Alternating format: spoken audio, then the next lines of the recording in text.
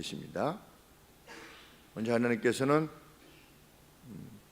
아론과 그의 아들들을 성별하여서 구별하시기 위해서 황소 한 마리, 거세하지 않은 수소 한 마리, 그리고 흠이 없는 두 마리 거세하지 않은 양. 그래서 우리가 보통 그냥 양을 쉽이라고 하는데 거세하지 않은 것을 RAM, 그래서 램이라고 합니다. 그리고 거세하지 않은 수소는 그냥 악스라고 하지 않고 불이라고 이렇게 BULL, 우리 자동차 엔진 할 때 불 이래가지고서 황소가 이렇게 불 이렇게 한 것처럼 해서 그 상품이 있는데 엔진 오일 그거 넣으면은 차가 잘 간다고 하는 거, 불수 완샷인가 이래가지고 그런데 그 불이라고 하는 단어가 거세하지 않은 소를 말하는데 하나님께서 이것을 준비하라. 그리고 그것과 더불어서 고운 밀가루로 만든 무교병, 그러니까 이스트가 들어가지 않은 무교병, 그리고 기름과 믹스된 무교 케이크, 무교병 그리고 기름을 약간 섞은 오일을 섞은 무교 케이크, 그다음에 기름 바른 무교 와퍼, 이것을 바스켓에 넣어서 준비하라. 황소 한 마리, 흠 없는 두 마리에 거세하지 않는 양, 그리고 이제 소재를 위해서 준비되어진 무교병들, 이런 것들을 준비한 다음에 이제 회막 입구에 가서 아론과 그의 아들들에게 그들을 모아서 그들을 씻긴 후에 목욕을 했는지 아니면 손과 발만을 씻었는지 정확하게 알 수 없지만 목욕을 한 그 회막 앞에서 목욕을 시킬 일은 별로 없을 것입니다. 그렇기에 학자들은 손과 발 정도로 씻지 않았겠는가 이렇게 말하고 있습니다. 먼저 씻은 뒤에 앞서 준비하게 하신 모든 의복들, 그리고 터번 이것들을 입히도록 해라. 그 다음에 무엇을 하느냐? 오일을, 기름을 취해서 대제사장 아론의 머리에만 붓도록 하셨습니다. 다 부은 게 아니라 그 내용을 보면 대제사장 아론의 머리에만 부었습니다. 그 랍비의 기록에 의하면 대제사장이 아닌 그냥 제사장은 그 이마에 기름을 이렇게 발랐다라고 이렇게 되어 있다고 합니다. 어디까지 신빙성이 있는지는 알 수 없지만 여기 내용을 보면 아론의 아들들에게는 기름을 부지 않았습니다. 그러니까 대제사장과 아론과 아들들, 제사장들을 구별한 것으로 이렇게 여겨집니다. 그리고 나서야 그의 아들들에게 제사장 복장을 갖추게 한 겁니다. 순서가 이렇게 다 있습니다. 대제사장 먼저 아론 입힌 다음에 그다음에 기름을 부어서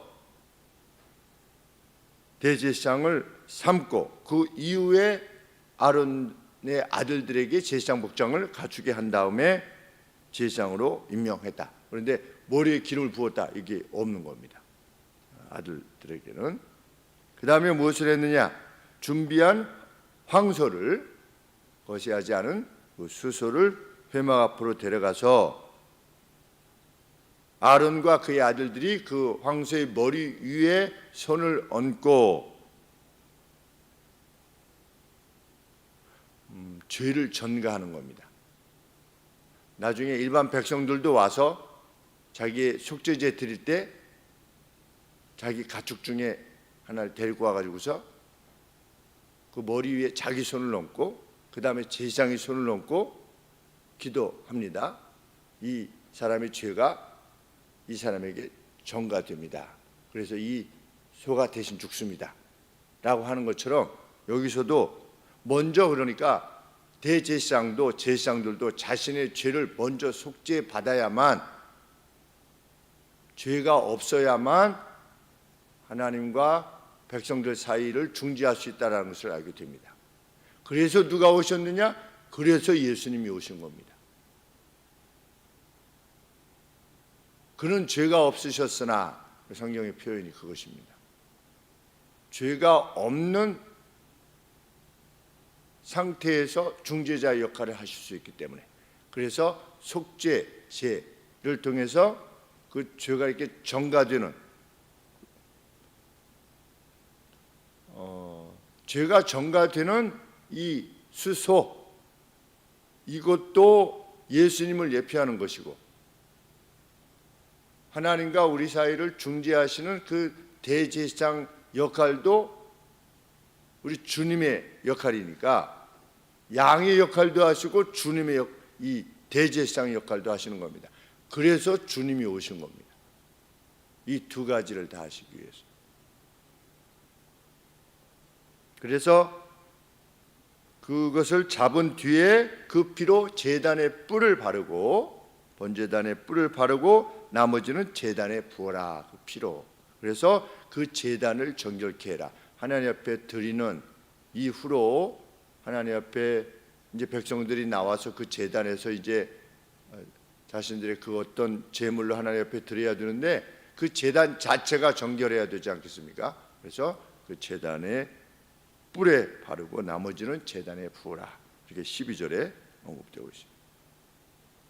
그 다음에 내장 기름, 간 위의 부속물, 그리고 신장, 전부 다 안쪽에 있는 거죠.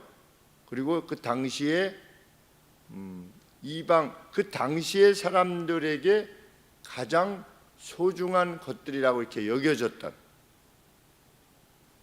그리고 그때는 이 마음이 간에 있다라고 여겨졌습니다. 간에. 요새는 마음이 어디에 있다고 사람들이 생각합니까? 심장에 있다고 생각하죠. 그래서 헐트라고 그러죠. 심장 또는 가슴. 그런데 그 당시에는 간에 있다고 생각했답니다. 그러면 여기 내장, 기름, 간 위에 부속물, 신장, 이런 것들을 보면 다 안쪽에 있는 거죠. 우리 안쪽에 있는. 그러니까 조금만 기억해 보면 속사람을 새롭게 해라 라고 이런 표현을 쓰는데, 이너맨, 우리 안쪽에 있는 그 어떤 것으로 하나님 앞에 제단에 연기로 올리도록 했다. 태워서.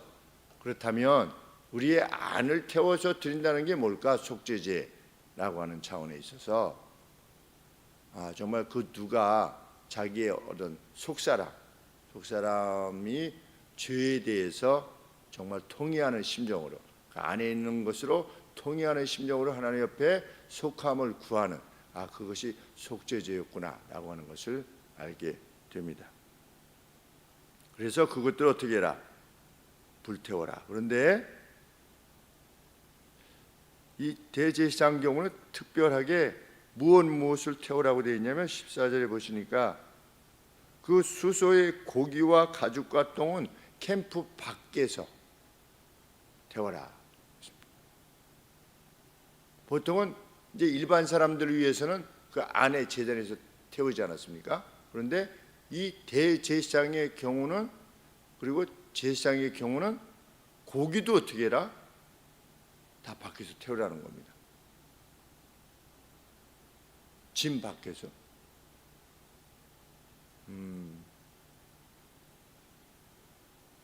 왜? 죄가 전가되었기 때문에. 특별히 누구를 위임할 때, 대제사장을 위임할 때, 그러니까 대제사장의 경우는 특별한 경우라는 걸 알게 됩니다. 제단에 태운 것이 아니라 캠프 밖에서 태웠습니다. 예수님께서 어디서 죽으셨습니까? 예루살렘 안에서 죽으셨습니까? 밖에 죽으셨습니까? 네, 밖에 죽으셨습니다. 그래서 영문 밖이라는 표현을 쓰죠. 영문이 뭐냐? 그게 캠프입니다. 캠프 밖에서 예수님이 훗날 오셔서 우리의 죄를 제시에서 죽으셨을 때 영문 밖에서 죽으셨습니다. 예수님은 누구시냐? 대제사장이셨습니다. 그리고 또 우리 아사셀 염소 캠프 밖으로 나갔던, 그러니까 이런 것들이 다 예수님과 관계되어진 이미지입니다. 이미지들이 다 오버랩되는, 하나씩 하나씩 곰곰이 생각해 보면 다 이렇게 오버랩되는구나 라는 것을 알게 됩니다. 일반 백성 그 안에서 태웠지만 예수님께서는 성문 밖에서 죽으신 겁니다. 이 고기조차도 밖에서 태워야 된다. 왜? 죄가 전가됐으니까. 예수님이 성문 밖에서 죽으셨다는 것은 그 모든 우리의 인류의 어떤 그 죄에 대한 책임을 감당하시고 성문 밖에서 죽으셔야만 했다. 그러니까 예수님께서 고통이 하셨던 바는 육신적인 고통이 아니라 이미 십자가에 달리셨습니다. 내가 이 잔 그냥 내려오실 수도 있었습니다. 그런데 예수님이 마지막까지 그것을 감당하셨는데 무엇을 감당하시냐? 죄의 전가를 감당하셨다는 겁니다. 그러니까 하나님으로부터의 분리를 경험하셨다는 겁니다. 영원 전부터 이제 영원까지 성부, 성자, 성령은 한 분이신데 인류의 죄를 지시고 감당하시기 위해서 그 죄에 대한 책임을 감당하시기 위해서 성부 하나님께 이게 그것이 어떤 차원에서의 분리인지 우리는 모르지요.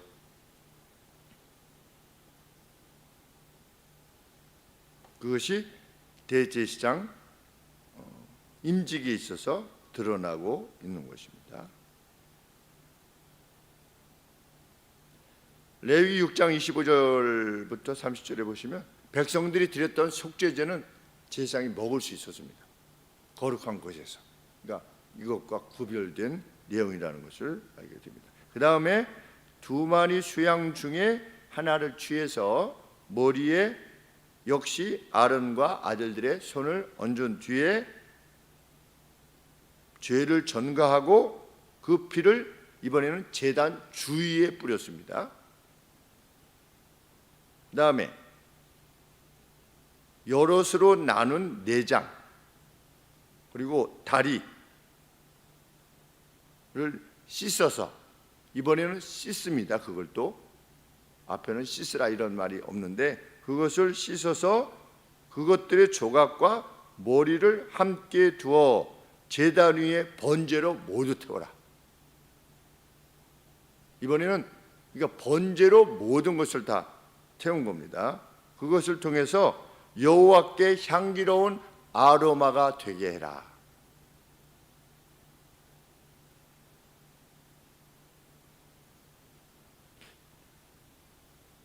이것은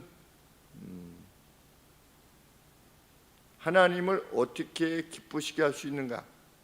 18절 말씀해 보시면 18절에 이는 향기로운 냄새니 왜 불살러라? 왜냐하면 이것이 하나님께 향기로운 냄새이기 때문이다. 왜? 여호와께 드리는 화제이기 때문이다. 화제이기 때문에 하나님께 향기로운 것이랍니다. 태워드리는 것이 왜 향기로운 것으로 하나님께서 받아주시는 것인가 그랬는데, 어원상 화제라고 하는 불로 태워드리는 거죠. 그 태워드리는 것이 그 어원상 연합하다라고 하는 의미를 지닌답니다. 연합하다, 조인한다, 함께 조인한다. 하나님과 함께 조인한다. 이 제물을 드리는 것은 내가 하나님과 함께 조인하기를 원합니다 라고 하는 그런 차원에서의 제물이라는 겁니다. 그것이 화제라고 하는, 우리 성경에 보면 이것은 뭐 화제니라 이렇게 많이 나오는데 그 내적인 의미가 뭐냐?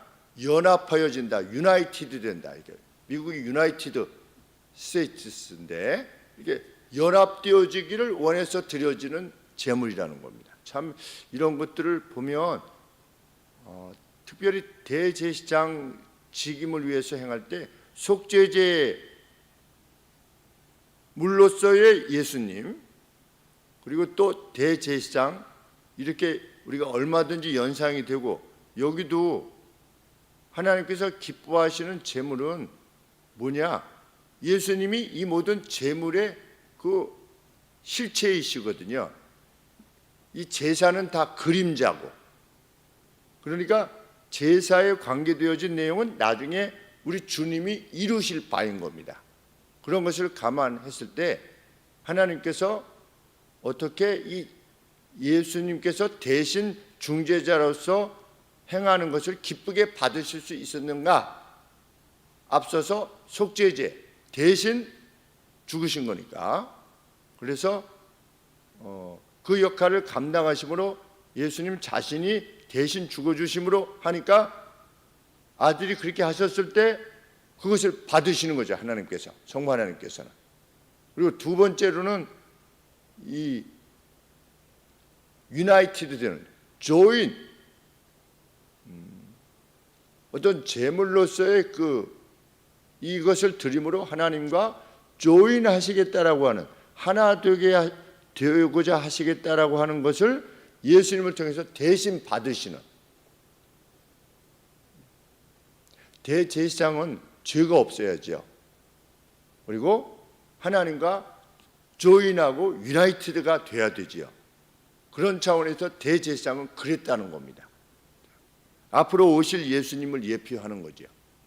이런 어떤 제물, 또 제사장 어떤 직임들이, 이런 것을 생각할 때 이것은 단순한 세리머니가 아니라 이후에 주님이 우리를 위해서 대신 행하실 바에 대한 내용이라는 것을 특별히 알게 됩니다. 예수님은 우리의 죄를 대신 감당하시고 죽으신 제물이요, 동시에 죄가 없으신 대제사장으로서의 역할을 감당하셨고, 하나님과 하나 된 분으로서, 연합되어진 분으로서 우리 역할을 감당하셨다, 대제사장으로서. 그래서 하나님께서 그것을 받으시고, 우리가 주의 이름으로, 이 주님의 이름으로, 우리는 공로 없지만, 아무 공로 없지만 주님의 이름으로 구할 때 의지하여 하나님께서 우리를 받으신다는 것, 이것이 성경의 원리라는 것을 알게 됩니다. 정말 그렇게 우리의 대제사장이 되어주신 주님께 다시 한번 감사와 영광을 돌리는 바입니다. 기도하겠습니다. 하나님, 우리 히브리서에서, 다음 히브리서 기자를 통하여 이 구약의 모든 내용들이 어떻게 주님과 관계되어져서 그림자 역할을 감당했는가를 드러내 주셨는데, 영원히 계신 대제사장, 자신의 피를 가지고 성소 안으로 들어가신, 그리고 그 휘장을 찢으신, 그래서 우리로 하여금 누구라도 능히 그 예수의 피를 힘입어 성소에 담대히 들어갈 수 있게 하신 그 앞선 날들 이루신 바를 인하여 아버지께 찬양과 영광을 돌립니다. 하나님, 더 이상 죄책감에 사로잡혀서 살아가지 아니할 수 있는 길을 우리에게 열어주셨사오니 감사합니다. 그리고 우리도 그렇게 구속받았으며 그 누구도 그렇게 구속받은 이들이고, 또한 구속받아야만 되는 이들이라고 하는 가슴을 우리 안고 하나님께서 이렇게 제시해 주신 이 구원의 길을 함께 걸어가게 하여 주시옵소서. 겸비함과 감사와 찬양만으로 이 길을 가게 하여 주옵소서. 예수님의 이름으로 기도합나이다. 아멘.